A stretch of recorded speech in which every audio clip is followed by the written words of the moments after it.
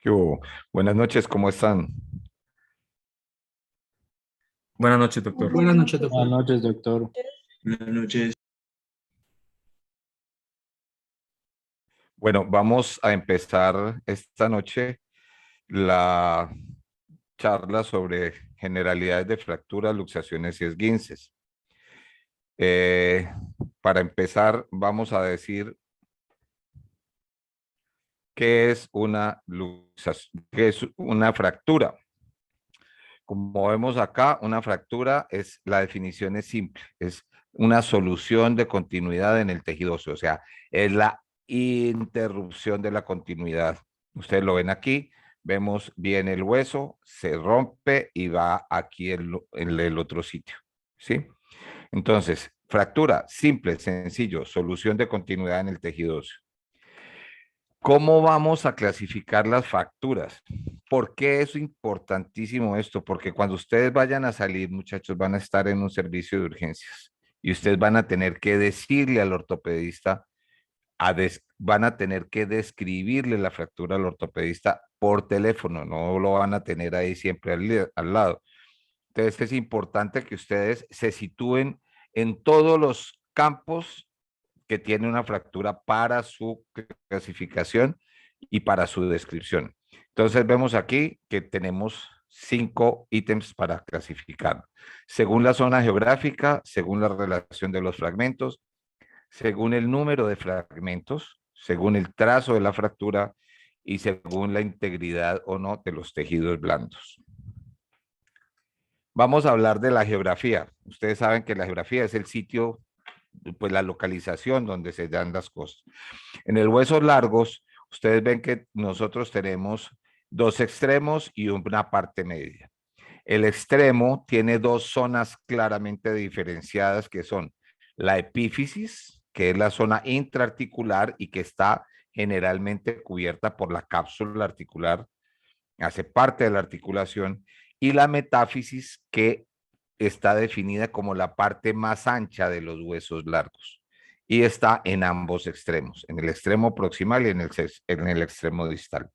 La diáfisis es la parte intermedia entre los dos extremos. ¿Cuál es la diferencia? Tenemos que en la epífisis y en la metáfisis nosotros tenemos un tipo de hueso que es el hueso esponjoso y en la metáfisis, en la diáfisis, perdón, tenemos otro tipo de hueso que es el hueso cortical.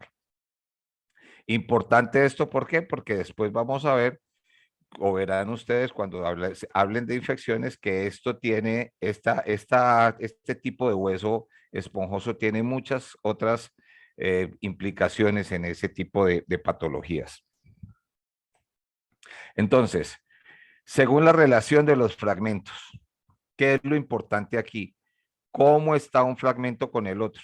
Entonces, tenemos que hay fracturas no desplazadas, digamos que esta está un poquito desplazada, pero no desplazada.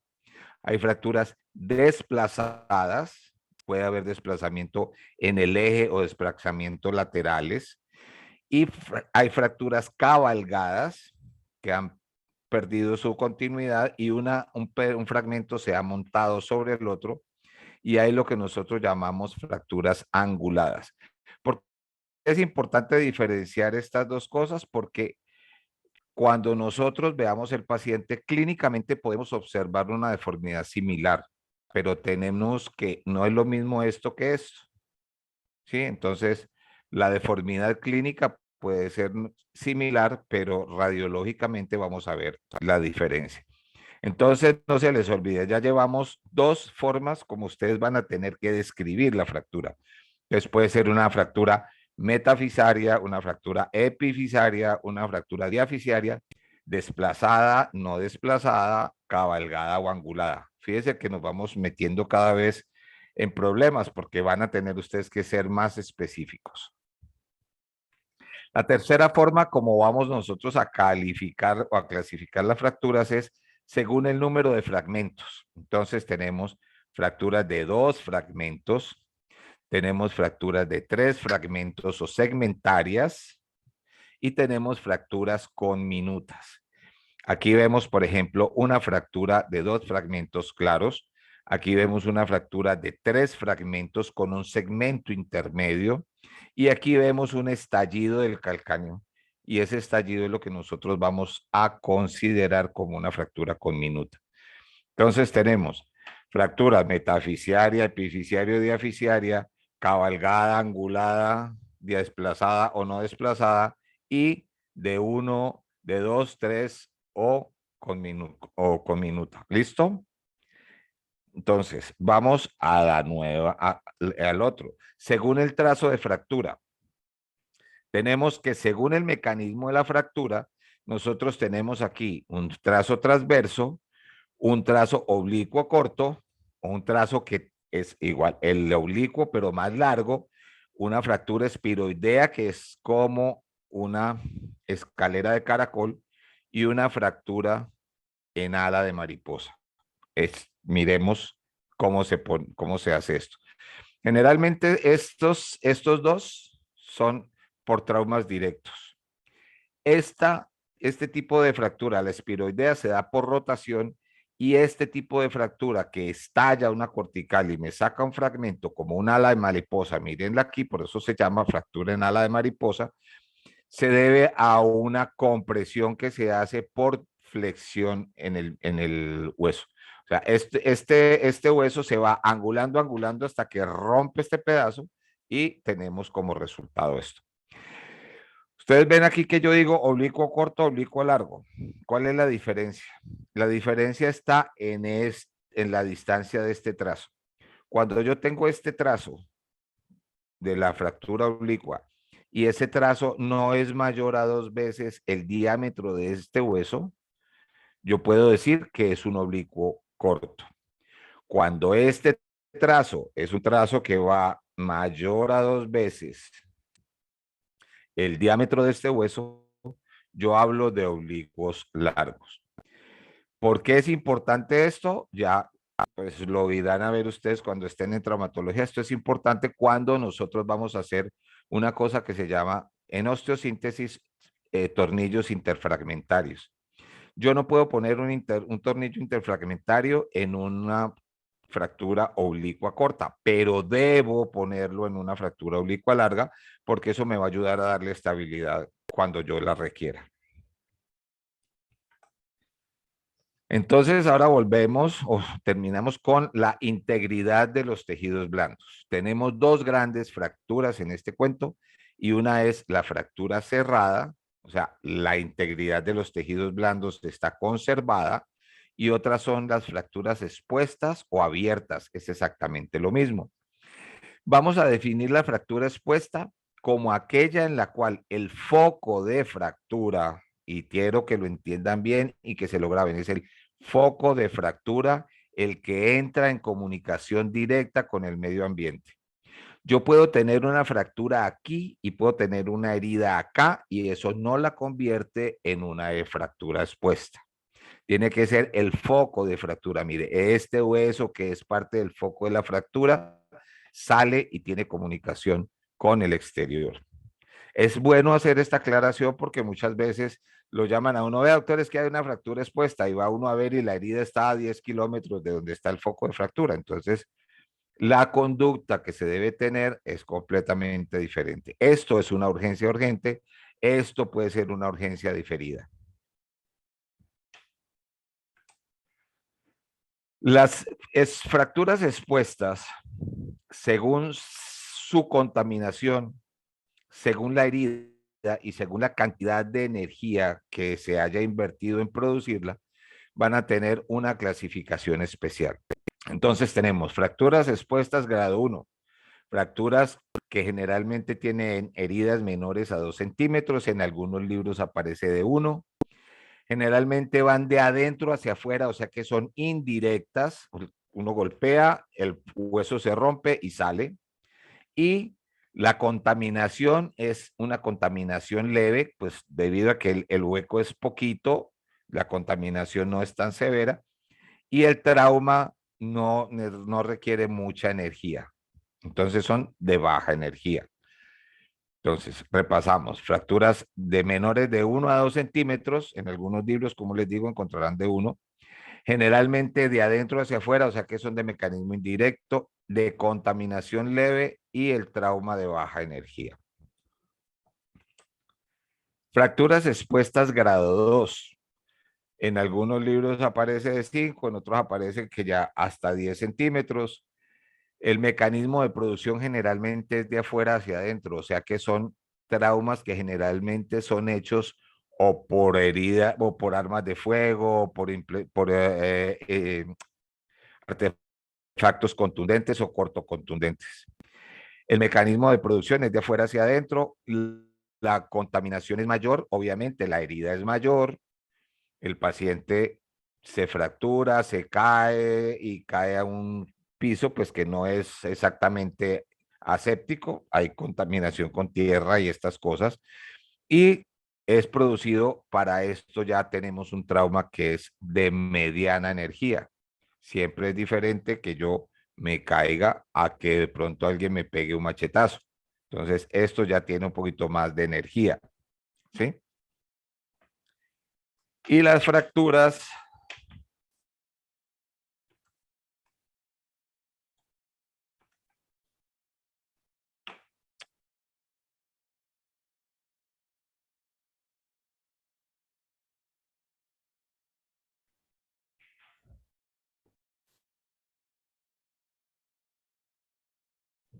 mira,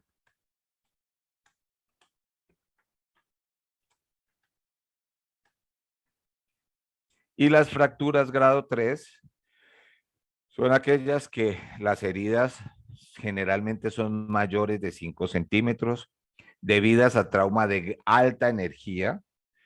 Aquí encontramos las de armas de fuego de alta velocidad, las de accidentes de tránsito, las de combates, las de, bueno, explosiones, todas estas cosas. Y la contaminación es abundante. No es lo mismo tener esto que tener lo que teníamos antes, como esto, por ejemplo, o como esto, ¿sí? Entonces, miren que va a ser bastante distinto. Estas, a su vez, se subdividen en 3 grupos. Tenemos la grado 3A. En esta la describen cuando uno hace la osteosíntesis y los tejidos blandos pueden cubrir todo el tejido óseo. La grado 3B es cuando los tejidos blandos, a pesar de que uno ya vaya a hacer la osteosíntesis, ya no alcanzan a cubrir todos los tejidos óseos y entonces pues hay que recurrir a la reconstrucción, a los colgajos y a todas estas cosas. Y la grado 3C es cuando existe, además de esto. ¿Qué es esto? Es una lesión vascular o nerviosa que ponga en peligro la viabilidad de la extremidad.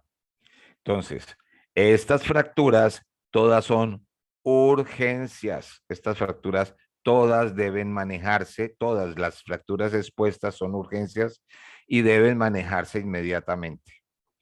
Doctores, que yo estoy ahora de rural y estoy por allá en el Chuchunco Memorial Hospital, por allá en la Loma. ¿Qué tengo que hacer? Listo. Sencillamente usted coge el paciente, le echa agüita, trata de limpiarlo lo mejor que pueda, no exagere, no se quede mucho tiempo con el paciente, simplemente límpielo, póngale compresas, no se ponga a ponerle ni torniquete, ni se ponga a suturar la herida.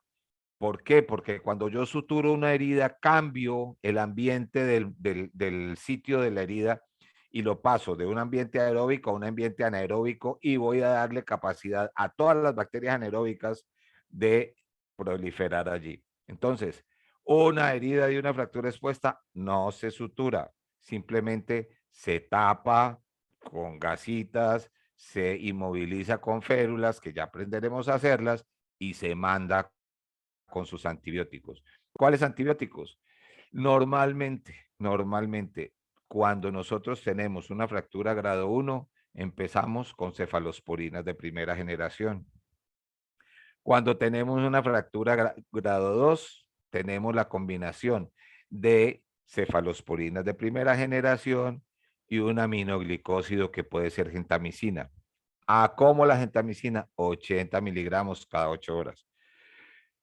Y cuando ya viene una cosa de estas que tiene mucha conminución, se hace el tratamiento triconjugado, que son cefalosporinas, aminoglicósidos y penicilina cristalina. ¿Por qué la penicilina cristalina? Porque esa penicilina cristalina va a actuar sobre los gérmenes que producen gas, como ustedes lo saben. Y evitamos la gangrena gaseosa. Otro tema muy frecuente que ustedes van a ver en los servicios de urgencias es las fracturas en niños. Ustedes me dirán, bueno, pero ¿qué tiene de diferente un niño a un adulto? Acuérdense que los niños tienen los huesos más flexibles que los adultos y entonces pueden presentar varias formas de fractura. Tenemos fractura en leño, tallo verde, fracturas desplazadas y deslizamientos epifisarios. ¿Qué son los deslizamientos epifisarios? Son unas fracturas, entre comillas, que se hacen a nivel de la placa de crecimiento. En los niños, como el hueso es fuerte y como el hueso es flexible, generalmente poco se fractura, pero la placa es el sitio más débil de todo el hueso del niño y ahí es donde generalmente se hacen la mayor parte de problemas ortopédicos. Entonces, tenemos fracturas en leño verde y si ustedes ven aquí, hay una zona de abultamiento. Estas zonas de abultamiento se denominan torus. ¿Por qué? Porque las columnas griegas tenían estos mismos abultamientos y las columnas griegas, este abultamiento se llamaba torus. Entonces se los cuento como para que no les vayan a chicanear mucho con eso. Se llama torus por eso, simplemente porque tiene semejanza con la columna griega. En estos casos, fíjense que la fractura en niño no se demora mucho en pegar. Mire, aquí ya estaba haciendo callitos. Entonces, estas fracturas, lo más rápido que podamos nosotros manejarlas para que no vayan a hacer una consolidación viciosa. Generalmente todo el mundo dice, no, es que me da pesar llevar el niño, me lo van a operar, vea, entonces dejan un muchachito de estos 15, 20 días y llegamos con este tipo de problemas, ¿sí? Que ya hay que entrar y hacer otra vez fracturar esto para poder organizar. Y esto sí les voy a pedir que estén muy pendientes ya cuando estén ustedes en sus servicios, porque estos problemas tienen problemas de crecimiento. Acuérdense que están deslizándose en la placa de crecimiento. Entonces, ¿qué pasa? Cuando esto se va, generalmente estoy haciendo más presión aquí porque la epífisis va corriendo en este lado. Miren, voy dejando esta acá y me voy corriendo hacia acá. Cuando yo me corro hacia acá, voy haciendo presión en este lado y puedo dañar la placa. Cuando yo daño la placa, así la reduzca, esta placa ya no me va a crecer y esta sí me va a crecer. Entonces el hueso me puede crecer más de aquí que de acá y esta superficie se me va a ir en esta forma. Me va a quedar así angulada. Eso es lo que se llama deformidades en varo o valgo a raíz de estos deslizamientos epifisarios. Están clasificados según el doctor Salter y Harris en 5 grupos. Cuando ustedes oigan hablar de clasificaciones en ortopedia, créanme que es, yo creo que la especialidad que más clasificaciones tiene. Todo el mundo le da por sacar una clasificación nueva. La que más se utiliza es esta. Hay otra que es la clasificación de Ogden, que tiene unas, digamos, especificaciones más grandes, pero eso pues sería para manejarlo por residente y no por médico general. Entonces, la grado 1 es cuando se desliza la placa, pero la epífisis queda completa. La grado 2, se desliza la placa y se rompe la metáfisis. Miren, acuérdense que les decía yo que la metáfisis es la parte más ancha del hueso largo. Aquí está y se está rompiendo. Miren el fragmento de la metáfisis aquí. La grado 3 Entonces es una fractura intraarticular, se parte la epífisis, mire, se parte la epífisis y se puede abrir, se desliza.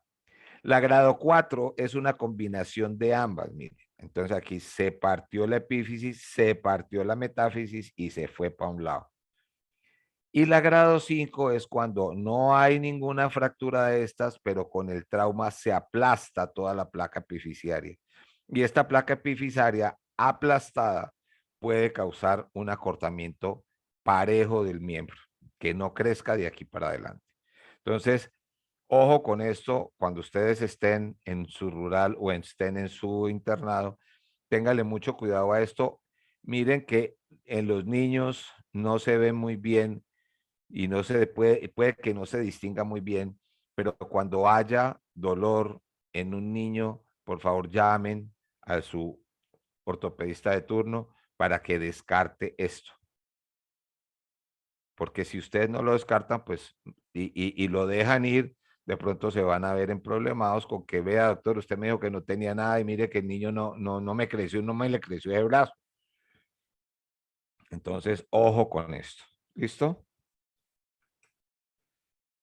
Aquí está, mírenlo, aquí está lo que estábamos hablando, el deslizamiento grado 1, Salter-Harris grado 1, toda la metáfisis, el grado 2, la metáfisis que se desliza con el fragmento de la epífisis que se desliza con el fragmento de la metáfisis, el grado 3, la fractura y el deslizamiento de la epífisis, el grado 4, fractura de la epífisis, fractura de la metáfisis y deslizamiento, y el grado 5, aplastamiento completo de la placa de crecimiento. Vamos a ver la otra definición. La otra definición es la definición de esguince. ¿Qué es un esguince? Un esguince, la definición clara es un daño en los ligamentos que soportan una articulación. ¿Por qué les hago énfasis en esto? Porque generalmente todo el mundo dice, doctor, ¿para usted qué es un esguince? No es que se rompa el ligamento, no, ese es un grado de esguince, no es la definición del esguince, ¿sí? Entonces, la definición de esguince como tal es un daño en los ligamentos que soportan una articulación. ¿Cuál es la clasificación de ese esguince? Tenemos un esguince grado 1, que es la elongación de los ligamentos, el grado 2 es la ruptura parcial de los ligamentos y el grado 3 es la ruptura total de los ligamentos. ¿Por qué nos importa esto? Porque la estabilidad de las articulaciones, como depende de los ligamentos, se va a ver comprometida. Entonces ustedes van a tener en el grado 1, se elonga el ligamento, pero no se rompe, entonces la inestabilidad es leve. En el grado 2, la ruptura del ligamento es incompleta, ¿sí? La ruptura del ligamento se hace incompleta, entonces la inestabilidad es mediana. Y en la ruptura completa se rompen los ligamentos completamente y el pie queda como si estuviera bailando. Queda, o cualquier articulación, pues queda como si estuviera bailando. La estabilidad de esa articulación queda valiendo cero. Entonces, recuerden bien, cuando hablen de los ligamentos, cuando hablen de un esguince, mirar estas cositas porque esto es importante para el manejo posterior de esa articulación. En esta, por ejemplo, vamos a manejarlo solamente con inmovilización. Puede ser una inmovilización blanda con una tobillera. En esta vamos a manejarlo con inmovilización, pero ya una inmovilización dura, que puede ser con una férula de yeso o con una bota de esas que hay ahorita pues de esas donde se ponen a caminar las botas negras grandes feas que se ven ahí, pero que son muy funcionales, entre otras cosas. Y la ruptura completa es aquella donde ya no hay nada que hacer, cerrado. Esto hay que reconstruirlo quirúrgicamente y a veces puede reconstruirse directamente en el ligamento y otras veces hay que tomar estructuras vecinas como tendones, como partes de tendones y reorganizar esto para que la articulación quede estable. ¿Cuáles son los signos y los síntomas? Como les decía, en el grado 1, dolor, edema e inestabilidad, todos leves. Tratamiento, inmovilización blanda. En el grado 1, dolor, edema, inestabilidad media. Tratamiento, inmovilización dura, con férula o con botas. Y en el grado 3, dolor, edema e inestabilidad muy severo, y el manejo de estos pacientes es quirúrgico, nada más que hacer. Pasamos al otro ítem que quería tocar en la noche de hoy, es la luxación. ¿Qué se describe como luxación? Entonces, la definición de la luxación es la pérdida completa de la relación articular, ¿sí? La pérdida de la relación articular completa es la luxación. La subluxación es una pérdida parcial de las relaciones articulares. Si ustedes ven aquí, aquí el talo o el astrágalo, el pie se ha ido completamente hacia atrás, miren, deja toda la articulación aquí perdida, ¿sí? Se perdió toda la articulación. Mientras que en esta hay medio talo, medio astrágalo pegado aquí, pero ustedes ven que la distancia de aquí a acá es menor que la distancia de acá a acá. Normalmente esta distancia de aquí a acá y la de acá a acá debe ser exactamente igual. Cuando ya se aumenta, entonces uno empieza a hablar de subluxación. ¿Por qué? Porque se perdieron parcialmente las relaciones articulares.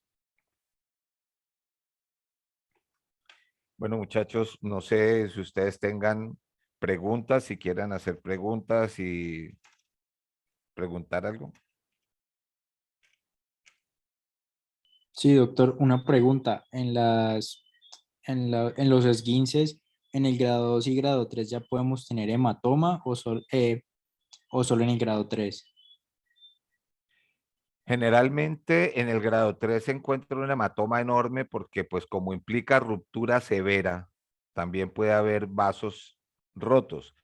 En el grado 2 puede uno tener un hematoma que se circunscribe mucho generalmente al transcurso de los tendones que pasan por allí por el lado. Generalmente con el peroneo breve, o sea, va por detrás del tobillo, el hematoma va por detrás de la fíbula, se mete por detrás del tobillo y va hacia adelante por el lado lateral del pie. Pero donde más se ve el hematoma es en el grado 3. Listo, muchas gracias. Listo, Daniel. Hola, buenas noches, doctor. Doctor, una pregunta. En la luxación, ¿siempre se vería acompañado de un esguince completo o hay casos donde se puede dar una luxación sin que haya un esguince?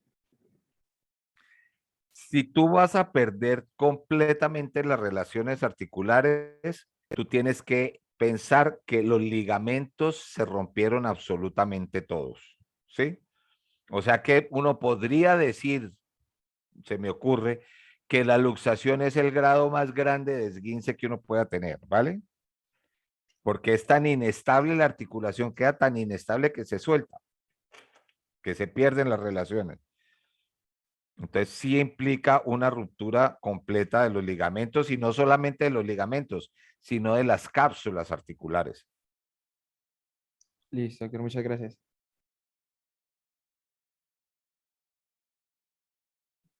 Listo. Doctor, ¿Hay una otra pregunta. pregunta? Dime. Doctor, ¿el manejo de las luxaciones es igual que en los esguinces? No, la luxación debe ser y es de hecho, es una urgencia, valga la redundancia, es una urgencia urgente. ¿Por qué? Porque la mayoría de las veces cuando se sale de la articulación puede haber un daño vascular grande. Y entonces debe llevarse inmediatamente a hacer la reducción. y dejar en observación generalmente en las articulaciones grandes, donde es más fácil ver la lesión vascular en la luxación de la rodilla. Cuando la rodilla se va hacia atrás, como la arteria pasa justo por detrás por donde está la articulación, entonces puede haber dos opciones, o la rompe o la tracciona. Y ambas opciones van a producir un trombo de ahí para abajo. ¿Por qué? Porque cuando usted la rompe, pues de ahí para abajo ya se va a taponar, porque todo lo que quedó ahí se va a taponar. Y si usted la estira, si usted la tracciona, hay una ruptura de la íntima que va a exponer ese tejido y lo que va a hacer es iniciar la cascada de coagulación y producir trombos a esos niveles. Entonces, es importantísimo que ustedes tengan sobre todo ese concepto en la cabeza de la luxación. La luxación es una urgencia urgente, no solamente por el dolor, sino por el daño que uno puede causar. Una luxación de cadera, por ejemplo, puede causar la necrosis avascular de la cadera si uno no la trata rápidamente. ¿Por qué? Porque en los adultos ya no tenemos todas esa arteria de ligamento redondo que en los niños le nutre la cabeza del fémur. En nosotros ya tenemos solamente una arterita pequeña y las otras las damos en forma retrógrada por la ascendente, la circunfleja femoral, la rama ascendente, y entonces, pues si uno le quita una de las dos, pues va a ser bastante fácil que eso se pueda necrosar. Entonces, para que les quede en la cabeza, las fracturas expuestas y las luxaciones y las fracturas de pelvis serían las tres urgencias urgentes que nosotros prácticamente tenemos en ortopedia. ¿Alguien más?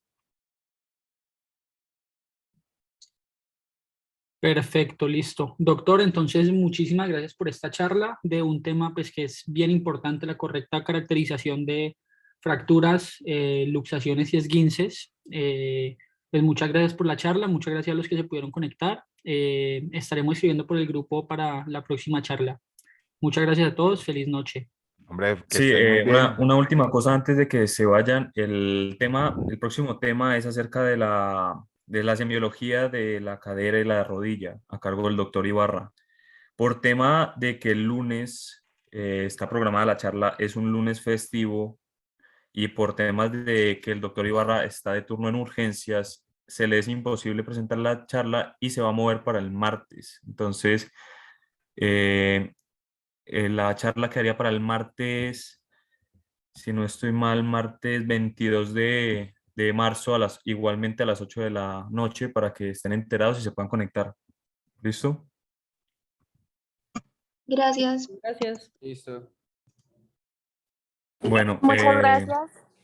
no siendo más, ya se pueden desconectar y